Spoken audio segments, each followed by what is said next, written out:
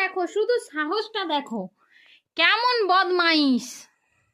কোথাকে আসছো তুমি পড়বে বলে?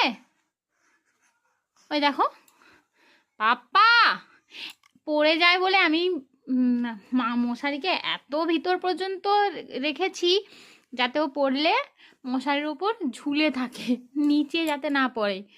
আর ওকে দেখো, সত্যি সত্যি দেখো কত ধারে এসছে, দেখছো? এইরকম করে না ও অনেকবার পড়ে গেছে খাটের উপর থেকে, 4 থেকে 5 বার খাটের উপর থেকে পড়েছে।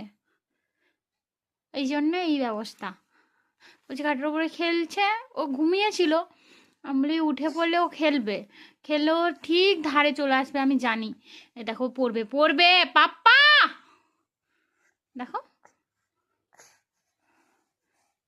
কেমন দেখছে, দেখো দেখছে, দেখো কেমন। একটু ভয় নেই, একটু ভয় নেই, পড়ে গেলে তো তোমারই তো লাগবে। দেখো এত বদমাইশ। আমি পড়লে যাতে ঝুলিয়ে থাকে তার জন্য না আমি মশারিকে কত ভেতর পর্যন্ত রেখেছি জানো, এই মাঝখান পর্যন্ত চলে গেছে হয়তো মশারিটা, এত ভেতর পর্যন্ত রেখেছি আমি।